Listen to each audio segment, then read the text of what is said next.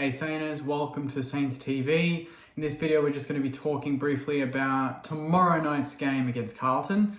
I can't wait to get to the game, get to Marvel Stadium. It's the first time since I think August 2019 that I've actually been able, or anyone's been able to go to Marvel Stadium to watch the Sainers. So it's been a long time coming. You know, if you had told me at the end of 2019, well, the next time you're going to watch the team live is the start of 2021, I would have said, well, absolute bullshit. Like, there's no way I could handle not going to the footy for that long. But somehow we've gotten through it. Somehow normality is starting to return to footy. 50% capacity tomorrow night. So that's roughly 28,000 people against Carlton.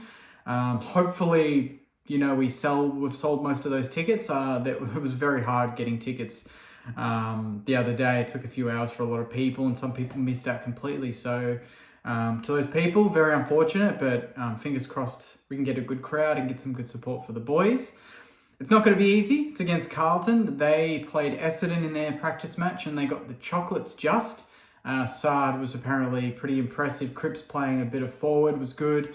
Obviously they've got Williams, they've got Walsh, Curnow, Wiedering down back. So they've got a solid foundation to be a good team. You know, a lot of people think that, you know, Carlton and St Kilda are around that same area, pushing to be the next great teams of the AFL, to take the mantle off the Richmonds and the Geelongs and these guys, along with Brisbane in that group. So, I mean, I slightly disagree with that. And we talked on the podcast about how I think we're probably 2 or 3 years ahead of Carlton in terms of maturity, in terms of that age bracket of having, you know, a lot of players between the 24 to 28 mark reaching their peak.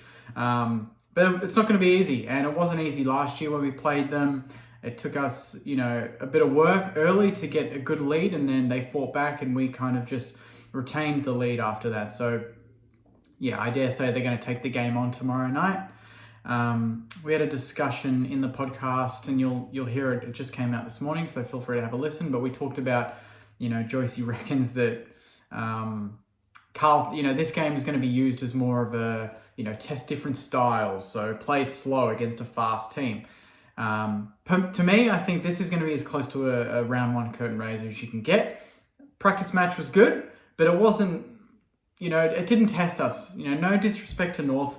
They didn't test us. It was pretty much for 4 quarters, we played the same way, did the same thing, and we got the same result, which was goals. You know, we kicked over 20 goals, 22 goals, 8 to be exact.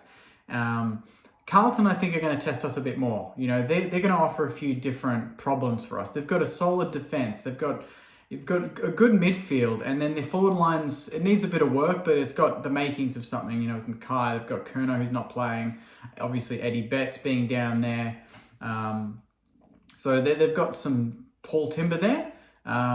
So that's something that North didn't really do. Their defense was pretty much full strength, but their forward line was kind of makeshift. Their midfield was depleted and missing a lot of players. We were missing a lot of players too. And that's the most exciting thing for me going into this game, is not really the result, but just getting match fitness into blokes that we haven't seen in a while. And, you know, Dan Hanbury, I don't know if he's going to come up for the game. Teams are coming out tonight, so we'll see. Jade Gresham is the main one, and I've heard that he will play, and he's the one that's been out for a long time, pretty much since the Geelong loss last year. That's when I think he did his back, and he was basically out for the whole year and hasn't played since. So him, for me, is a massive reason why I think we can do some serious damage this year. You know, he was, I think, 4th or 5th best clearance player in the competition last year, and he only played 11 games or so. So that says it all. You know, when he was playing, he was in very good nick. He was getting forward, kicking a few goals, but what stood out to me was his clearance work. And that's an area that even last week against North, we struggled. If you look at the game, the first quarter, we got a few clearances. For the majority of the game, they probably beat us in clearances. And that, you know, that says everything. You know, we've still got a bit of work in the middle. We've got Crouch, we've got Steele. We're missing Hanbury, missing Jones, missing Gresh. Hunter Clark was rotating a bit more halfback and mid, not as much mid, because we're missing Ben Patton, and obviously we're missing other players as well. But to me, that's a big bonus. It's like a new signing. You know, getting Gresham back to that 2017, 2018 form is going to be huge for us. I'm just more excited to go to the footy, if anything. You know, I think everyone's just like, the fact that Ticketmaster or Ticketek, whatever they're called, broke down, shows their system's not really catered for that demand, and clearly there's demand. There's been over a year of no footy for a lot of these supporters. So, and we're playing Carlton, who are on the up. They're off a win in pre-season. We're flying. We're expected to do some big things this year. So I expect a pretty full house, pretty serious style game tomorrow night. I'm not expecting us to go there and be like, well, we missed a goal, doesn't matter. Everyone's going to go there and want to win. Like, we've only had one practice game, didn't really count because it was too easy. Tomorrow night is the test. Tomorrow night is where I think we play our way. And if Carlton posts something and we have to tweak it, that's when we tweak it. We're not going to go into the game and have the mindset of deliberately to play slow just for the sake of trialing a new style. We're going to play our game first and foremost. We're going to play fast. We're going to play aggressive. If something doesn't come off, that's when we shift and we go into our shell. We play slow possession game, something that we probably didn't know how to do last year. There were games where we got ahead, Fremantle, North, Melbourne to an extent, even Brisbane at times, and the Geelong loss, where things were quite going our way and we didn't know how to stop the momentum of the other team. We just played fast, it played into their hands, and we were exposed and we lost those games. This year, I think what we all want to see is that when we play fast, we play effective, we get the job done. But when we're put under pressure and things aren't quite going our way, we know how to just curb that influence. It doesn't mean stopping the momentum of the opposition entirely. It just means making sure that the momentum's not on the scoreboard. It can be around the ground, whatever, but it's not on the scoreboard. We did that against too many teams last year where we were on top, but we didn't quite capitalize. And this is a Saints thing in years gone by. With Richo as coach, we were the same. We'd have 15 inside 50s in a row. We'd get 1 goal, 3, 1 inside 50 down the other end for the opposition, straight kick, goal. And that just hurts your momentum, hurts your mentality in the game. You're like, fuck, I've worked so hard to get those chances and it hasn't come off. But this Saints team is efficient. 22 goals, 8 last week. Goes off the back of a great year of goal kicking. So I back us in to get the chocolates tomorrow night. But if we don't, it's not going to be all doom and gloom. Obviously, a 10-goal loss wouldn't be ideal, but I just don't see that happening. And, I see this team being very switched on, really going for it tomorrow night. First game under the roof, Marvel Stadium too. You can't forget, it's our home deck.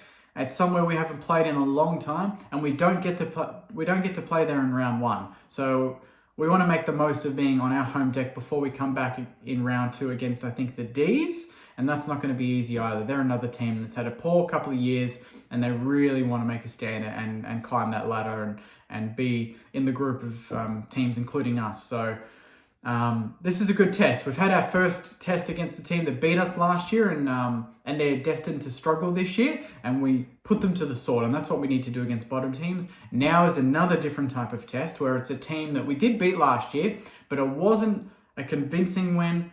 And they're on the up. They've recruited well. They've done something similar to what we've done in terms of recruiting ready-made players in Sard, in Williams, these sort of guys that, clearly proven AFL footballers. They're not going by, drafting potential, and we've skipped that step. A lot of teams do that. They go for potential. They go for players that haven't quite made it, but they're athletes. They can run, they can jump, but they can't kick a footy. Whereas now we're going for players that can kick a footy. And Carlton is starting to learn that from us. So no doubt, Brett Ratton and the coaching staff have put this blueprint forward of how to rebuild fast. And other teams are taking notice of that, particularly Carlton. So it's going to be interesting to see how we go. In terms of ins and outs, it wouldn't surprise me if Jack Steele rests just a few players here and there get a rest. I'm interested to see what happens with Frawley and Carlisle. So, a lot of word I'm hearing is Carlisle's a bit out of favour with the club. So if he doesn't get a gig tomorrow, that pretty much puts a cross on his name for round 1. If he plays tomorrow and he plays well, then it's up in the air of whether Frawley or him get the gig. I wouldn't be surprised if Frawley plays tomorrow night. He played a good game last week, a good half, and maybe even give Highmore another chance because he only played, I think he only played the second half last week, so he would want a bit more game time. But I'd say we'd go in with a few minor players in and out. Maybe Bytel has a rest and Gresham comes in. Maybe Dunstan has a rest and Hanbury comes in. But it remains to be seen. Either way, I'm just bloody happy. Going to the footy, going to be there with Joycey.